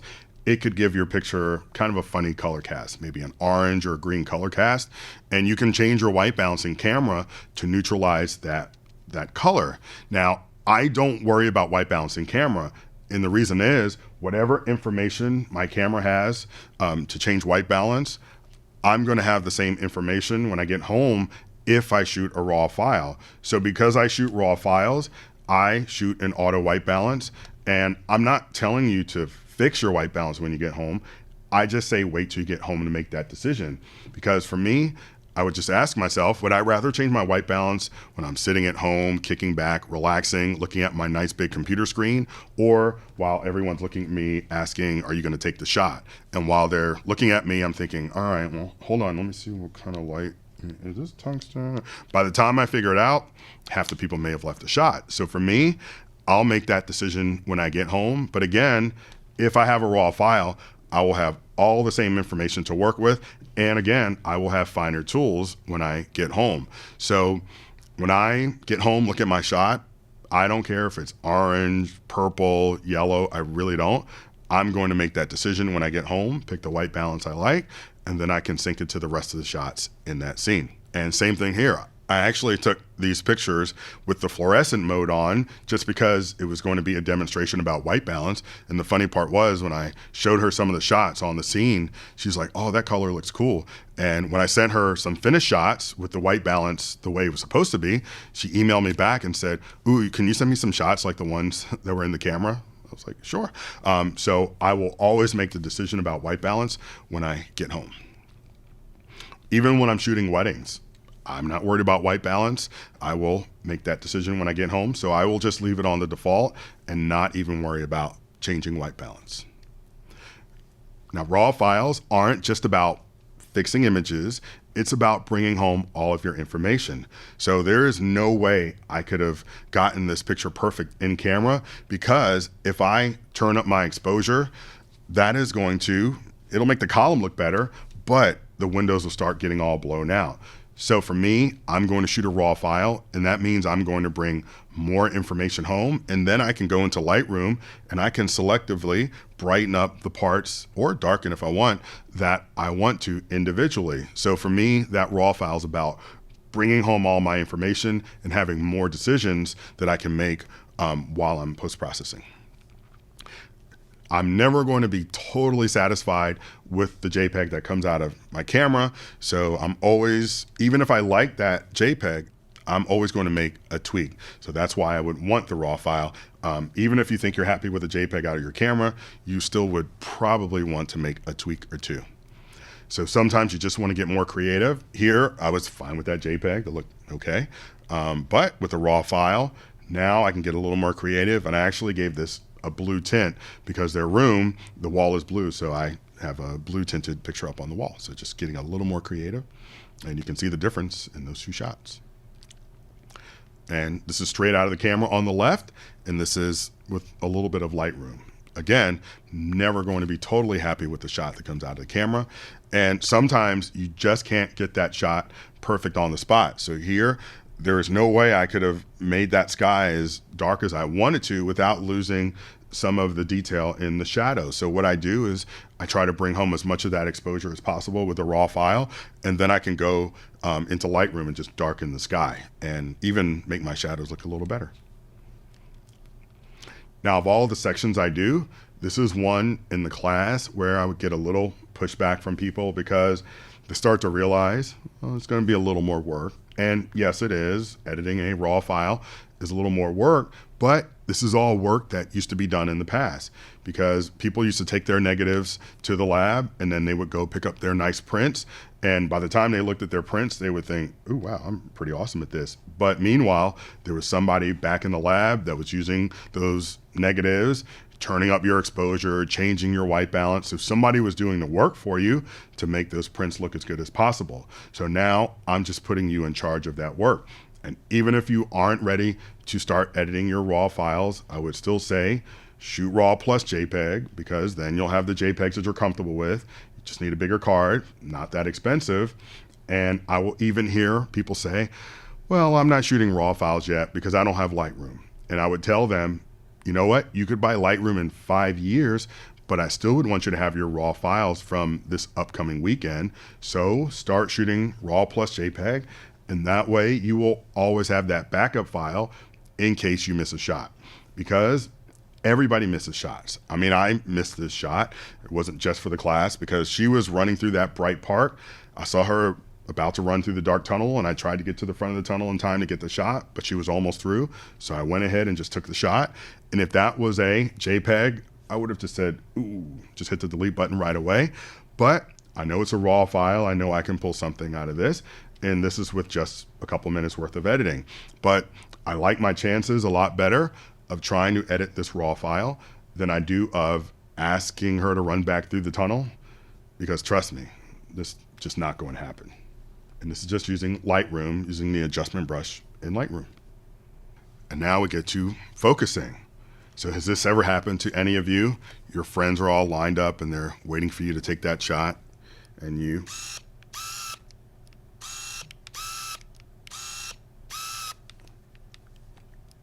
just push the button a little bit harder, but it still won't take the picture. Well, anytime your camera is hunting like that, it cannot find contrast. You have to have contrast in order to focus. So contrast is just a little difference in light or dark, maybe like a light switch on the wall or a seam in the wall. So if you hit the wall, you won't be able to take your shot. But if I find a light switch or something with a little bit of contrast, I can take my picture right away. So remember that, because if you are ever just hunting and you can't take your shot, you need a little bit of contrast. Now, one other reason you might not be able to take your shot is you might be too close to your subject. So if I get really close to this little wallet right here and try to take a picture, I can't take it. But if I move back a little bit, I'm able to take my shot. And that is because every lens has a minimum focusing distance. Now, that'll vary from lens to lens. Some lenses, it might be a couple of inches like this one, and some it might be a couple of feet. But remember those two things, because if you ever can't take your picture, it's because either you're too close or you're not finding contrast. Because if you're back far enough and you find contrast, you will be able to take your picture right away. Now, another thing when it comes to focusing is you cannot let your camera decide where to focus. And this is what happens in auto mode. So this is in auto mode. The camera will select the focus point. Usually it's the point with the most contrast. And here it liked the chair in between the two kids. So what I'm going to show you in the section is how to select your focus point. And of course, you're going to put that focus point right where you want. So let me show you how to change your focus point on your camera. To select a single focus point, what you'll do on the Canon Rebels is you'll just hit this button in the top right on the back of your camera. So this will be on the top right on every Canon Rebel. If you push this button, you will see something like this come up on the back of your camera. You'll also see it when you look through the viewfinder. Instead of seeing it like this, you'll see a bunch of red dots. So we push that button right there. Now I can use my top dial and I can select the focus point that I want to use. And if you look through the viewfinder, what you'll see is a little red dot or a little red square that moves around. Now you can also use this rear button to move around, but I think for me, I usually find it easier just to use the top dial, because then you can be looking at something, push that button and put it exactly where you want. And once you put it on your subject, you'll take your shot. So again, all Canon Rebels, and actually let me see if I can do a close-up on this one. So same thing, but you just don't have the LED display. But you will be able to move your focus point around. But again, the most important thing is you'll be looking through your viewfinder and see it moving around. And that's what you're going to put on your subject. You're going to put your focus point right on your subject. So now that we know how to select a single focus point and move it wherever we want, where do we put that focus point? Well, you are going to put it on your important contrast. And how do you figure out which focus point you're going to use? It depends on the composition you want for your shot. So here, I wanted the conductor right in the middle. So I have my focus point right in the middle. And here, I wanted the kayaker in the bottom left. So me, it's just a matter of moving my focus point to the bottom left, and then I'm just going to follow him along. Now, sometimes people will ask during the class, they'll say, do you move your focus point before every shot? And I say, well, not before every shot, only the ones I want in focus. Yes, that's kind of a joke. So yes, I'm always going to make sure I like where my focus point is. Now, sometimes people will ask during the class, well, why not leave your focus point in the middle? Then you can lock your focus and then you can move your camera. Well, that's the old school way of doing it. We used to do it that way back in the old days because you used to only have one focus point. But now that we have multiple focus points, I'll want to get that focus point right on my subject. And even in this example, she was pushing the shopping cart. So she was moving forward. I was kind of moving backwards, trying to maintain the same composition. So if I were using that method of holding down the button and moving the camera, it would have looked something like this. I would have had to have held down the camera and trying to move it like this. Trust me, none of those pictures would have been in focus. So what I try to do is move my focus point right where I want. So it was all the way to the right, which is on the top when I'm vertical. So that means as soon as I hit her eye on the top right here, I'm taking my picture. So I'm not doing any of this, and I'm striking while the iron is hot. As soon as I lock the focus on her eye, I'm taking the picture. And I would rather take my chances of trying to get a single focus point on her eye, and maybe I miss her eye, but I hit her nose or her hair or something close. I'd rather do that than to let the camera decide in auto mode, because guess what? Your camera will decide on the shopping cart, and I know that because I switched it to auto and it focused on the shopping cart. Now, your camera companies usually get away with this, and that is because for the most part, that favorite picture you have of your kid or your friend's kid, you probably don't have their eye in focus. You have the teddy bear on their shirt in focus, but you know what? It's close enough for most people. If I looked at this shot, I would think, oh, that's in focus, and they'd probably get away with it. But from now on, you are going to get a lot pickier with your focus points because you want to get it right on your subject's eye. And especially when we start working with wider apertures, it is going to be even more important to get that focus point exactly where you want. Now, what about sports? I know I hear from a lot of people, yeah, but you don't understand. My kid's really fast. And I know your kid's really fast, but he's not moving or she's not moving as fast as you think. So people think they're going to be on that field going like this. Not really. You can just put your focus point where you think you'd like it composition wise. So if your kid is running from left to right, maybe we put our focus point on the left, and then we can just follow them along. And trust me, you're not going to be chasing them with your focus point or zigzagging. You'll just be going like this because they'll be out there in the middle of the soccer field or the baseball field. Now, what you don't want to do is to light up all these focus points, and now you're essentially crossing your fingers and hoping that the camera can pick your kid out of the crowd. And trust me, it can't. And even if it hits it a time or two, it's not going to be consistent. So you need to get your focus point on your kid, and that's how you're going to get shots of your kid in focus. He's pretty fast. I had no problem getting shot after shot in focus of number 3. That's another one of my friend's kids. And you don't have to get it on their eye when they're playing sports. They'll usually be farther away. You just need to get some contrast, maybe on the jersey or on the mask, but you will get plenty of shots in focus. Now, sometimes people will say, well, can I select 2 focus points because I have 2 subjects in the shot? And no, you cannot select 2 focus points because remember, there is only 1 plane slicing through your image and 2 focus points that would defy physics. So what you need to do instead, you just pick which kid you love the most, or make sure they're in the same plane. Here, I know some people are groaning, but here, all you do is make sure they're in the same plane, and now it doesn't even matter who I hit with my focus point because they're in the same plane. Now, if I were to stand to the side at an angle, now I have to make a decision. Who do I want in focus? And especially when we're working with wider apertures, you'll really have to make a choice. But if they're in the same plane, you can put it on either one of them. Now, if they are at an angle and you do want more in focus, don't forget about your F number, because the higher that number is, the more you'll have in focus. Remember, you'll have that bigger slice. So if you have a big group shot, go to a higher number, you will have a bigger slice in focus. So now we get back to our mode dial. And remember earlier I said, all we'll need is manual mode and aperture priority. So you don't have to worry about all this other stuff on here. We've simplified everything for you, right? All we need is manual mode and aperture priority. So something you can do, this will make your life a little bit easier. You can just go get a razor blade or a key, and you can just scrape all those extra settings off your dial because you just won't need them anymore.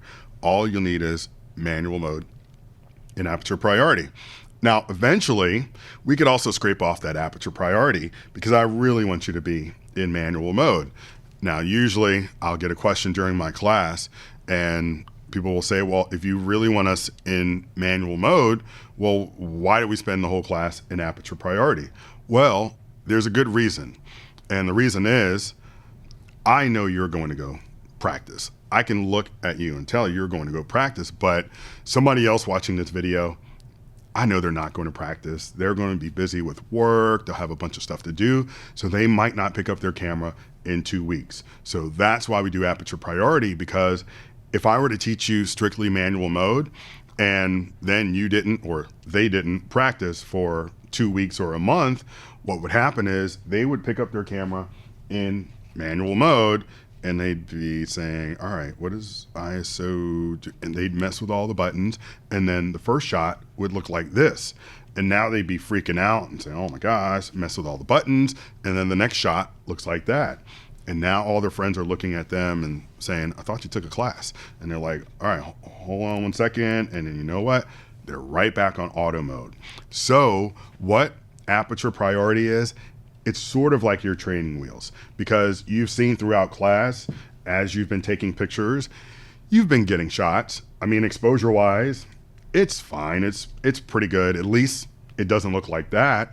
Now, it may have also looked like this, but exposure wise, I mean, that's fine exposure wise. We could use a faster shutter speed, so we could make the F number lower. That would make the shutter speed faster, and also the ISO higher. So you see pretty easily we can get our shutter speed faster. So, but what I don't want is you just getting a bunch of shots like this and now you're all, freaking out. So what aperture priority is sort of like your training wheels until you're ready to shoot in manual mode. Now, how do we make decisions about our settings in aperture priority? Well, here's what I tell people to do, because sometimes people say, do I change my ISO first or do I change my aperture first? And I always answer that question, yes, because it's going to depend on the situation.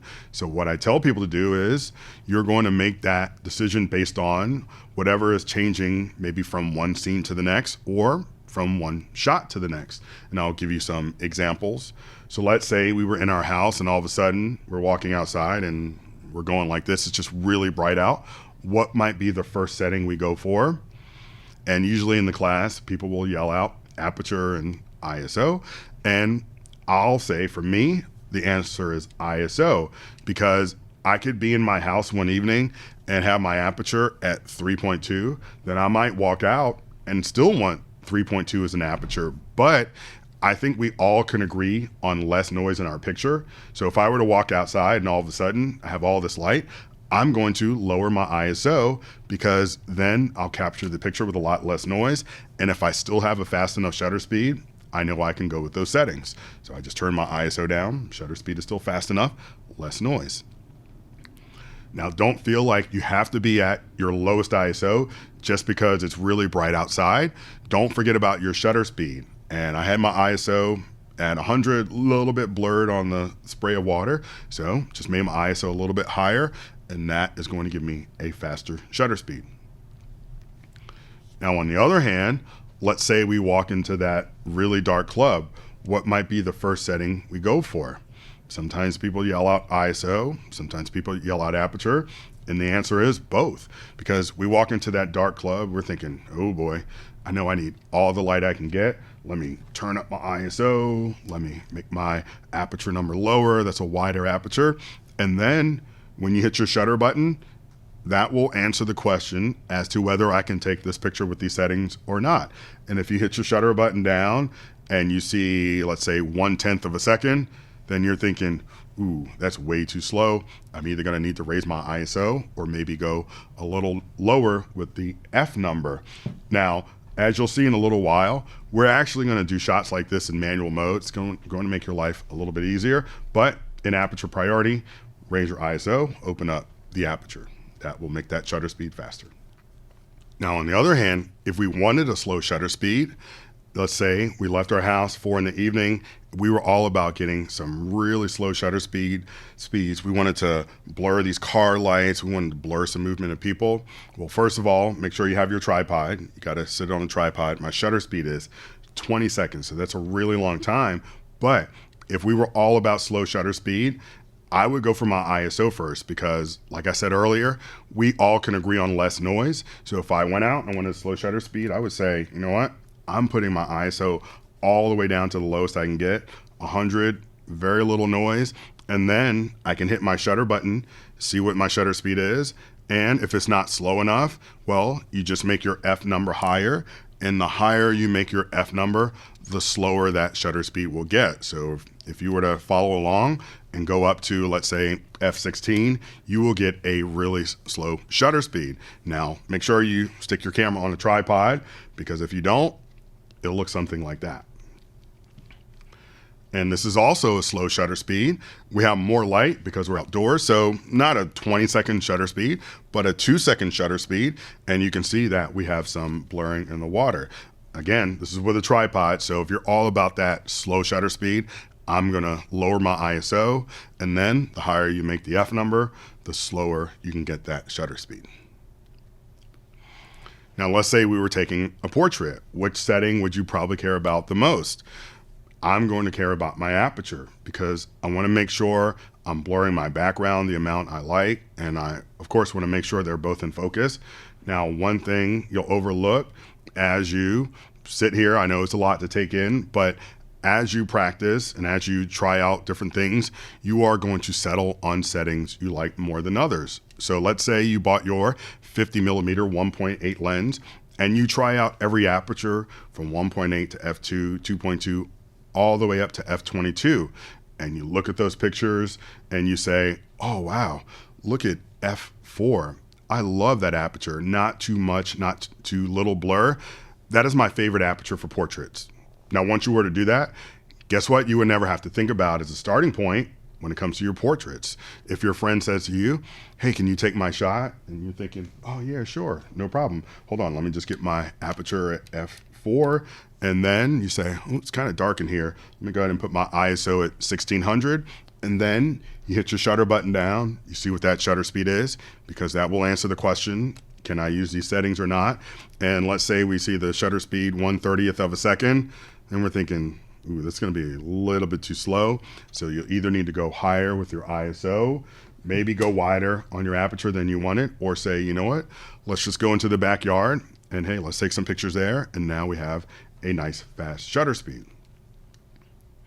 Now for sports, I am not getting picky with my aperture when it comes to sports. I'm not looking at the field and thinking, you know, I think I want f8 so I can get the quarterback and the running back in focus. No, I just want my action in focus, so that if I'm using a longer lens like this 55 to 250, I'm going to use the widest aperture that that lens has. So on this lens, the widest aperture I can get at 250 is 5.6. On this lens, my widest aperture was f4. So I'm going to use that widest aperture. I get my ISO in the neighborhood, and then if I look at my shutter speed and see 2500th of a second, I'm thinking, man, this is going to be an easy day. On the other hand, if I see 30th of a second, now I know we got some work to do. And even if you're in a relatively well-lit gym, at 5.6, you're going to get slower shutter speed. So remember, that's why I say get the lens with a wider aperture. If I use this 85 millimeter 1.8, you see a little bit wider on the aperture, a little higher in the ISO, and look how much faster I can get my shutter speed. Now remember, in aperture priority, I said your main goal is to make sure your picture doesn't look like this. Now, if it does, remember, we can go wider at the aperture or higher with the ISO. So let me actually turn up my ISO, and now we have a faster shutter speed. But here's my problem with aperture priority. For me, the exposure it's just okay. It's not the exact exposure I want. And for me, this picture is overexposed. So when I look at the shot, I'm thinking, man, if I was in manual mode, I could make my shutter speed faster, which would get rid of the overexposure problem. It would darken the picture. And also a faster shutter speed would freeze my action better. And I wouldn't even have to worry about my settings moving like they do in aperture priority. Remember your shutter speed going up and down and up and down. So let's all switch to manual mode, and I'll show you how we can lock in our settings. And for me, I think it's easier to shoot in manual mode than it is to shoot in auto or in aperture priority. So go ahead and switch to manual mode. And let me show you how to change your camera to manual and change all your individual settings in manual mode. In manual mode, to change your ISO, aperture, and your shutter speed, well, first of all, your ISO is wherever it was before. You have your ISO button on the top, or some of you, remember you have your ISO button in the back. So that is how you'll change your ISO. To change your shutter speed in manual mode, we'll be using the top dial. So the same dial that you were using for your aperture is now changing our shutter speed, as you can see. Now to change your aperture, you actually have to use the same dial, but we're going to hold down this AV button while we use that dial. So watch when I hold the AV button down, you see how it toggles over to your aperture. Now let me move that top dial, and now I'm changing my aperture. If I release this button, I am back to changing my shutter speed. So your ISO is still your ISO button, top dial by itself, shutter speed, and then hold down your AV button, and now you will change your aperture. And one other thing, in manual mode, if you want to pop your flash up, and this works in aperture priority too, you just hit your lightning button. And for a couple other Rebels, they might have that over here. It might be harder to find, but if you do want to pop up your flash, it's never going to pop up automatically in aperture or manual mode. So you just hit this little button right here with the lightning bolt. And one other thing about flash is for the Canon Rebels, you will want to get a 430 EX2. So this is the flash I recommend, a 430 EX2 when you start looking at external flashes. It's a great flash. There are more expensive ones out there. There are cheaper ones out there, but I recommend the 430 EX2. So now we're in manual mode, and remember, in manual mode, that is going to happen, and that is going to happen. If your living room or wherever you're practicing right now is kind of dark, that's probably what you're going to get. But there's no need to panic. We can add light to this scene. What do we need to change? Our ISO, aperture, or shutter speed. Any one of those three will make your picture brighter or darker. So let's say your picture looks like this. Well, we could make your shutter speed slower, and let's say we added all of our light that way.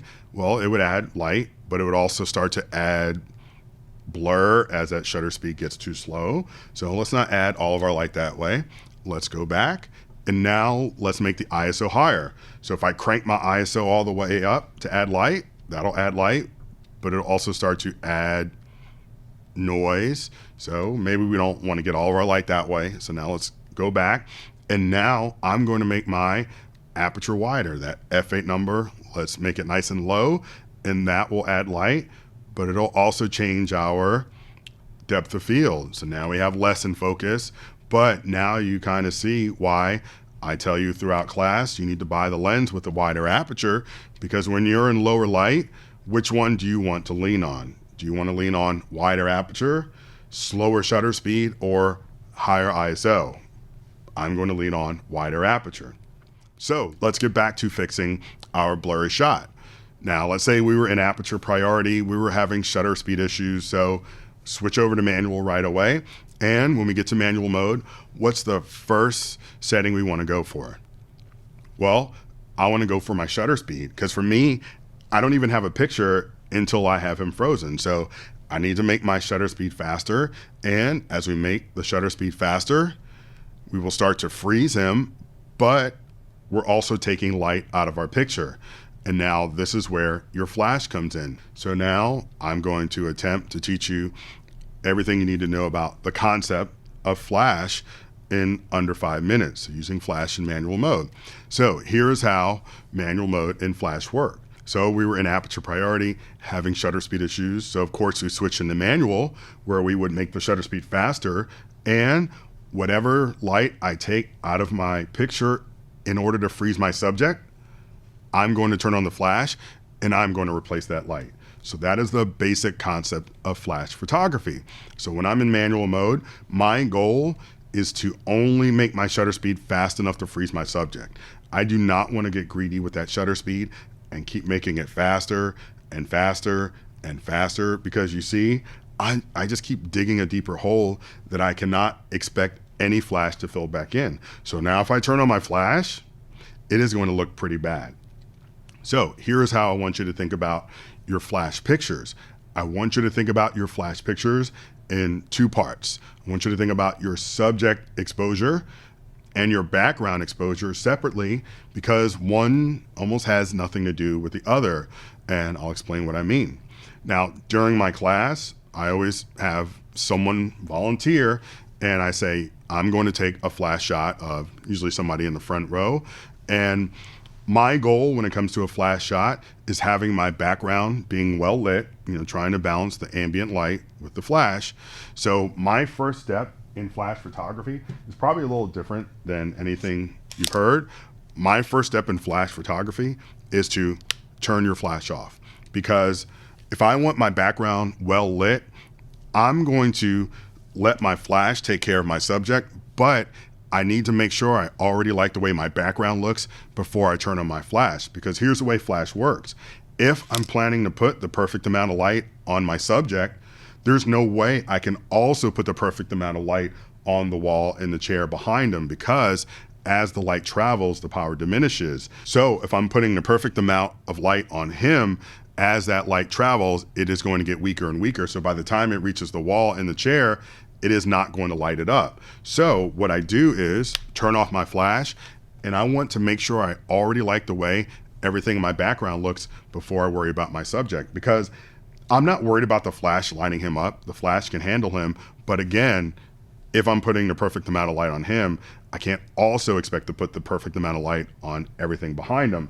So the example I do in class is I say, all right, I'm gonna take a picture of this person in the front row, but first we're going to ignore the person in the front row, make sure we like the way the background looks. So here's the first shot from one of my classes. And I say, so do we like the way the background looks here? And most people think it's a little bit too dark. So you probably agree. And I say, yes, I knew this was going to be dark, because look at my ISO. We were in a relatively dark hotel conference room. So of course at 125 ISO and with my shutter speed really fast, we are going to get a pretty dark image. So I say, let me raise my ISO and let me make my shutter speed slower. And now we have a little more light, but we're not quite there yet. And so this is really my last opportunity to get people to understand why they need to get that 50 millimeter 1.8 lens, because I mean, there's usually a little bit of light in that room, enough to get a shot, but with that 5.6 aperture, that is a relatively small aperture. So I just want people to see the difference between 5.6 and when we can open up the aperture a little bit. So let me open up the aperture and look how much more light we get at f2 versus 5.6. We can actually see what's going on in the room now. But now I say, you know what? Do I like the way the background looks? If I do, if I'm okay with that background, now I turn on the flash. The flash is going to light my subject up. But I say, you know what? I think I want it a little bit brighter. So I can either make my ISO a little higher, or I can go a little with the shutter speed. So I say, you know what? Let me go a little bit slower with the shutter speed. And now we add a little more light. And now I say, okay, I'm all right with that background. Now I'm going to turn on my flash, and my flash is going to light up the subject. So this is with the on-camera flash. Now, a real quick disclaimer, the on-camera flash is really not that good. It sends direct flash right at your subject. It reflects right at the camera. So it tends to leave hot spots on their face. Not very pleasing. Also will leave harsh shadows right behind them. So one thing I recommend is an external flash. So this is an external flash, and I'll explain in a bit like which one would work for your camera. But the reason I like an external is because now I can use things to soften it up, like this diffuser. And again, I don't want direct flash right at my subject. So by using an external, now I can articulate that flash up, have the diffuser on there, and if I have a nice white ceiling, that light will bounce off the ceiling and it will spread around a little more. So this is the on-camera flash, and I want you to see the difference between that and using an articulating external flash up at the ceiling with a diffuser. And you'll see that it's a little bit of a softer look. And yes, the white balance is off a little bit. So remember, this is a raw file. I can tweak my white balance once I get home. And that's just a little bit of white balance. I can make that decision about it when I get home. Now for me, the beauty of this method when I'm showing people is, if someone looks at this picture and says, ooh, wow, that background's a little brighter than I would want, I say, well, that's fine. If you want your background a little darker, just make your ISO a little lower, your aperture number a little higher. Remember, that's a smaller aperture, or your shutter speed a little faster. Any one of those will make your background darker, and then you can turn on your flash. But this is the same method I still use to this day. If I'm shooting a wedding and I walk into that reception room, I just turn off my flash for just a few seconds. I survey the room in manual mode. I see if I like the way the background looks, and then I can turn on my flash. And your flash is going to put the right amount of light on your subject. And essentially, I will be using my camera in manual mode as a point and shoot, because I don't have to worry about my settings unless something changes. Because for some reason, people think when you're in manual mode, you're changing every button at every time before every shot. And it's just not like that, because once I get my settings for that room, I don't have to change anything unless something changes. So if it's the cocktail portion of the wedding and everyone's just saying cheese, I can leave the same shutter speed, I can leave the same ISO, the same aperture. Now, if something changes, somebody turns all the lights up and all of a sudden my background gets brighter, I say, oh man, it got brighter. Ooh, let me turn my ISO down, or let me make my shutter speed faster. Or maybe the best man says, ooh, I'm going to do a backflip. And I say, oh, okay. Let me make my shutter speed a little faster. Hold on, let me turn up my ISO a little bit. And now he's doing his backflip, and now he's done. Okay, now I can go back to my lower ISO and my slower shutter speed and kind of relax again. So you have that kind of baseline exposure that works for most of the wedding. And then if something changes, you can change it. So manual mode isn't as tough as people think, and people get scared of it. But I'm the opposite. I'm actually scared of aperture priority, because if I were at a wedding and I were in aperture priority, what would I be stressing over all night long?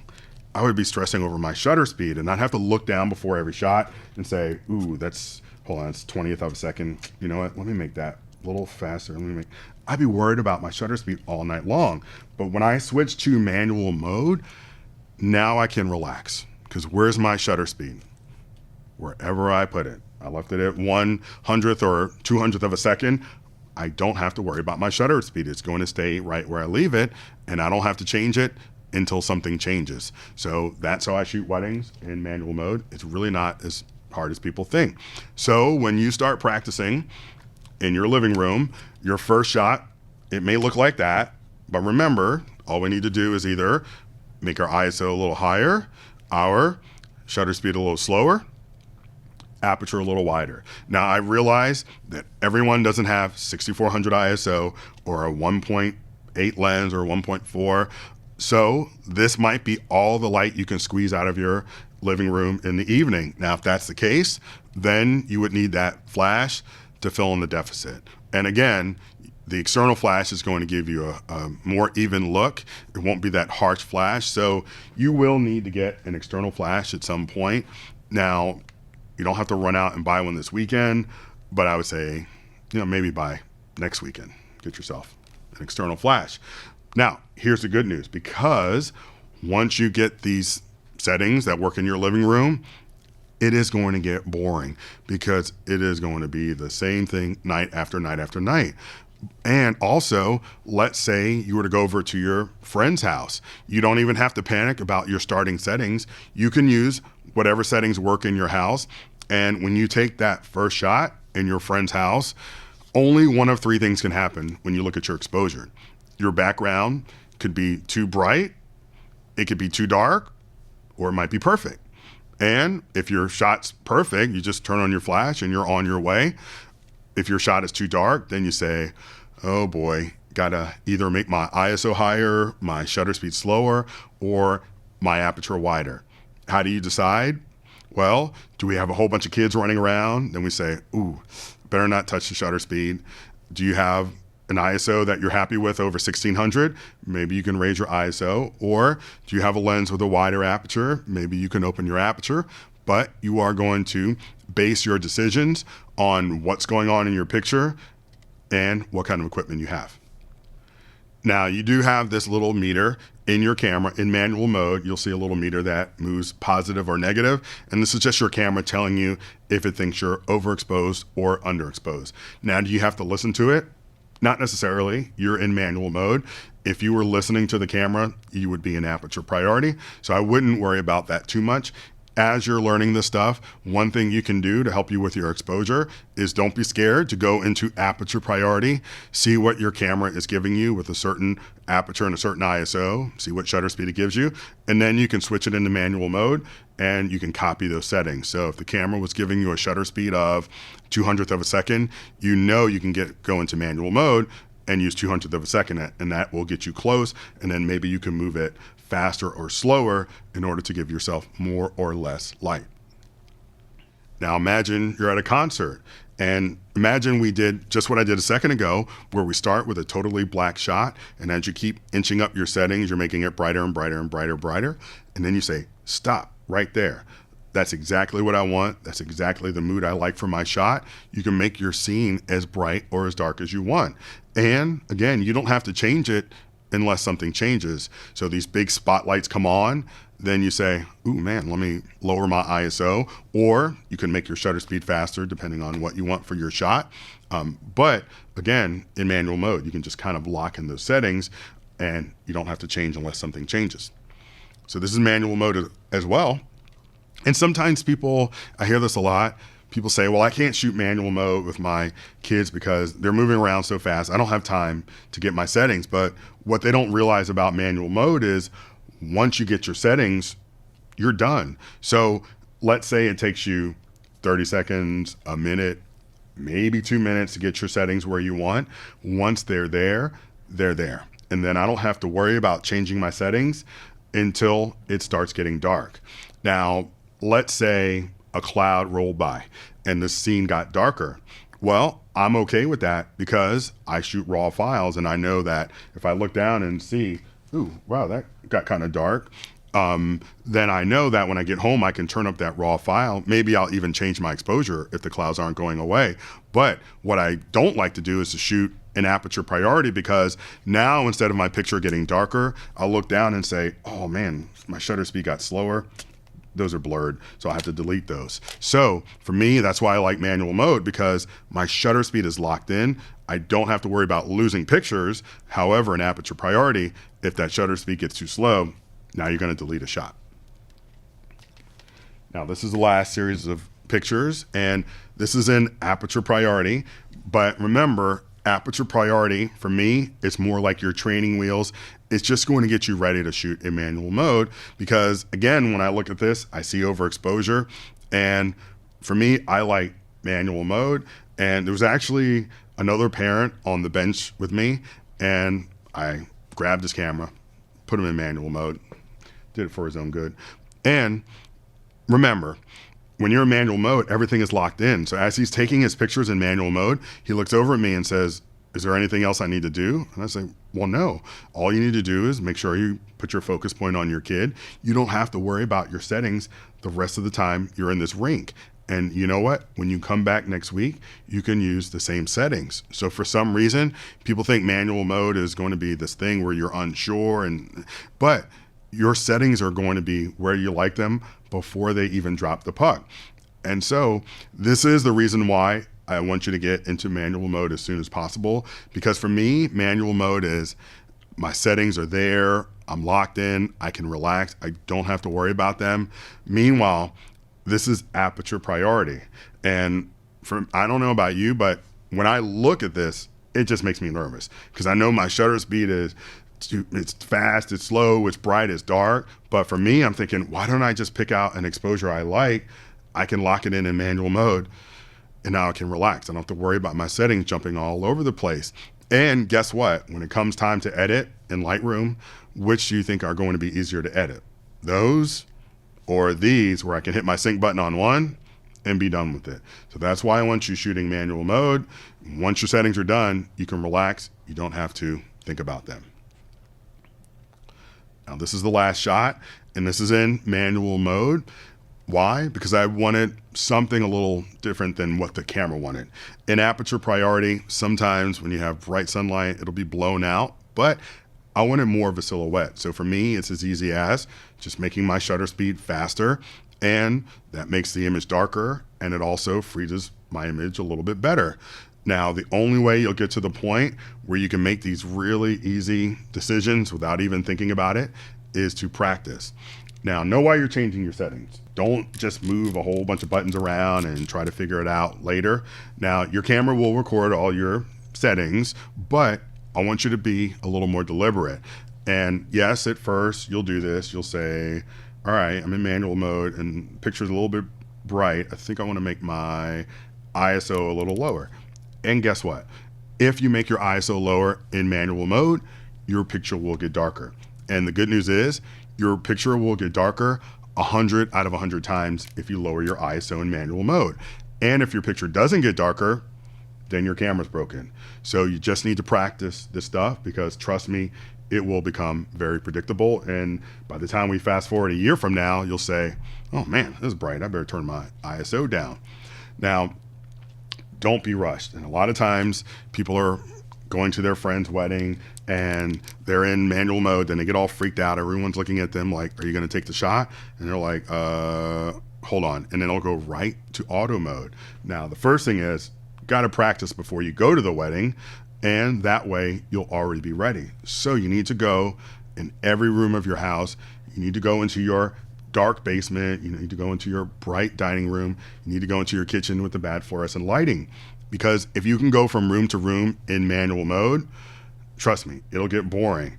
And by the time you get to your friend's wedding, you're going to walk into that reception room and it will be really dark in there, but you'll just look around and say, oh, hey, this looks just like my basement. And you'll go to the same settings that work in your basement every single time. And you know what? Your background might be a little bit too bright, and you're just going to say, oh, cool. That means I can make my ISO a little lower. Okay, again, I'm going to stop myself, and I'm just going on and on about practice. However, this time, I'm going to tell you one more time, modern day me also says practice. Now that you've heard a little bit about manual mode, some of these things on the cheat sheet will make a little more sense. So go check out the links. You can view it a little bit closer on Amazon. You can order it on Amazon Prime. Again, I appreciate anybody sharing the videos. Please leave your questions and comments, and also like and subscribe. You know, all that YouTube stuff that people do. I would appreciate it. And come back here for more content. Some of your questions might end up being videos. So thanks again for watching, and happy shooting. And let me show you a few shots that were taken by people who started right where you are in manual mode. So this was taken by Ray, who took the class in New York. That's a shot from Hong Kong. Steve took the class in Phoenix, Arizona. Justin took the class in Richmond, Virginia. This is Michelle, who took the class in Pittsburgh, Pennsylvania. Kim took the class in Virginia. Diane took the class in Virginia, Northern Virginia. This is actually taken in Costa Rica. And she was actually in one of my classes when I showed her shot. And I asked her where she was when she took this picture, and she said she was in manual mode. So I said, that's the right answer. And Steve took the class in Boston. The picture is from Florence, Italy. And Celeste took the class in Pennsylvania and Philadelphia. Adam took the class in New York. And Ambrosia took the class in Virginia.